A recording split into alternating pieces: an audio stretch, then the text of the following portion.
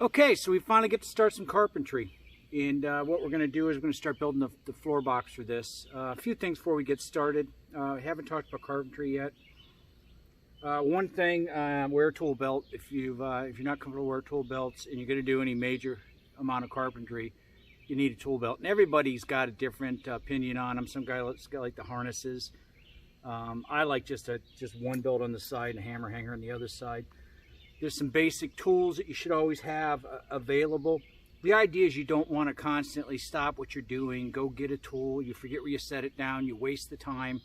So you get pretty familiar with these tool belts to the point. I always have a knife in mind, utility knife. You're going to use that frequently, a pencil, a couple chisels. When you're doing rough framing, a good couple chisels is always handy to have. I keep a chalk line in the top. I keep a speed square. Speed squares are critical. I keep a torpedo level, magnetic torpedo level. Extremely handy at times when you're up on a ladder or something, you've got to check the plumb on something. And then over here, obviously, is your hammer. And get a good hammer. This is a 20-ounce Estwing. I've always used Estwings for the last 35 years. But everybody's got a different opinion on hammers. So 20 ounces is about as heavy as you want to get. And just remember, if you're not good with a hammer and you manage to find your thumb with it, you'll be glad you didn't get too crazy of a heavy hammer. So anyways, the first thing I'm going to do is I'm going to get the rim joists set up. And the rim joists are basically the two joists on the end that the other joists are going to go perpendicular to. Every 16 inch, we're going to have a floor joist. So what I'm doing first is I have taken this 20-foot board. You'll always come back, you always check your boards first. Don't assume that the cuts from the factory are square. So I normally take a fresh cut in each end. Usually on a 20-foot board, a 12-foot board, you're going to get an extra inch, but check it before you cut it. Sometimes they don't give you much extra, so you don't want to end up with your board undersized. So I took a trim cut on both ends of this, so I know it's square and it's exactly 20 feet long now. Now I'm basically going to lay out where the joists are going to go. And what I'm doing is I'm pulling a tape, and if you notice on a tape measure, every 16 inches, you see how it's red, and then at 32 inches it's red. That's because tapes are made for standard stud spacing or floor joist spacing, which is 16. So basically we're going to come along, we're going to mark it at 16, 32, 48, and I'll finish that while the tape is paused. But then I'm going to take my speed square and I'm going to get myself, and I'm going to mark a nice square line right where those marks are. And that's so we can bring the other joists into it and make sure they're square and they're not tilted. Now I know I started on this edge, so my joists are to the left of the line. You put an X there, okay? That X tells you where the joist goes. Normal framing nomenclature. So I'm going to hold right there. I'll pick it up in a minute. Okay, so I got that board all marked like I told you I would, and now it's, as you can see, it's sitting in its place. I put one joist in right now, but I was going to show you how I put a joist in, and then it's repetitive after that. But so this joist basically is lined up on this line here. You can't see it behind the board. And it's lined up on the X side, right? So, and it's flush on the top, okay? So now we're ready to nail it. I use power nailers, and I don't know if you've had any experience using power nailers, but you have to be extremely careful with them. This is one I just picked up.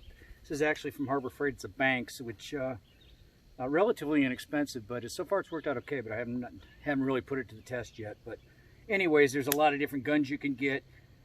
Keep in mind, two types. There's clip heads, which the nails are tight together. I don't know if you can see that.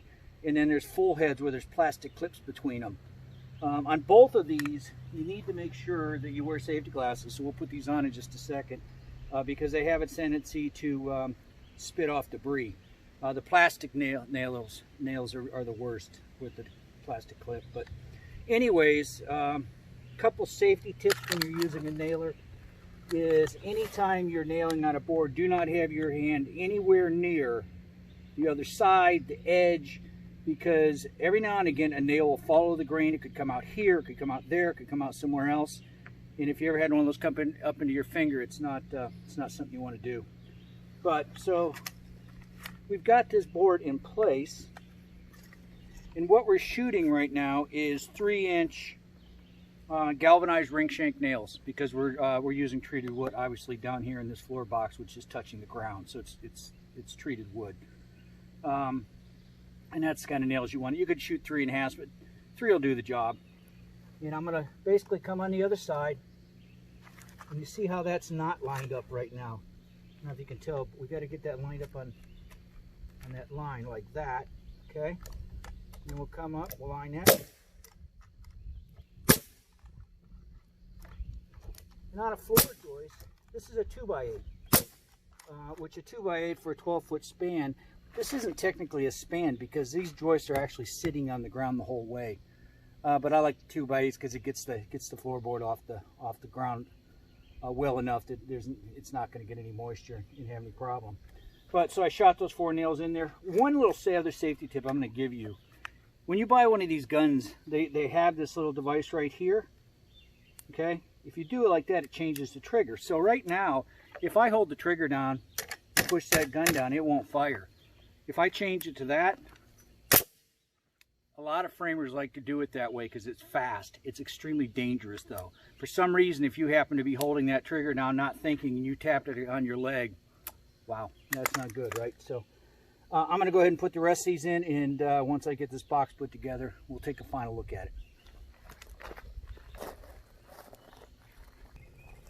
Okay, so I put all of the floor joists in the whole length, which is good. And now, and I nailed that side, the side you saw me working on before. And then I cut another board 20 foot long, squared up the ends. And once again, I laid it out and marked it just like that one. So now I can come and nail the other side in, which will actually just about complete our box. But once again, you can kind of see we got our marks.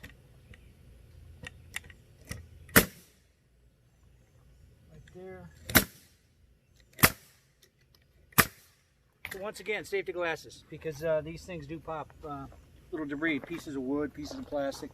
So I'm going to nail these off. I'm going to show you one last thing that we have to do, and then we'll be done with our floor box, ready for our sheathing. Okay, so the final step is we built the box, but the box was kind of floating. I haven't really locked it in yet. And so remember our lines, our strings that we put on? We're still using them. So right now I've got this set, so when I got this box all put together, then I tapped it around and moved it around until I got it so it's 1 3/4 of an inch, which is the way it was laid out from this line. So it's even all the way down. So now we've got our wall perfectly straight. And since we cut all of these 2x8s 12 foot even, that wall falls right into place too. So the last thing you have to do is we'll go along and pretty much at each joist, the toenail down to these timber framing.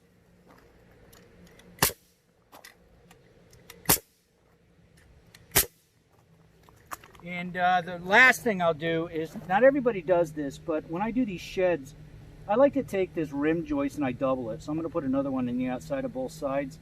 And it's really just because, you know, when we're bearing on stone and bearing on these timbers, it just, it goes from bearing on 1.5 inches to 3 inches. And it just, maybe a little overkill, but it's not that much money, and I think it does good. So the last thing I'll do after this video is I will put those boards on. You'll see that when we do the video on how to put the Advantech on the decking, on the deck itself. So that's it for today's video.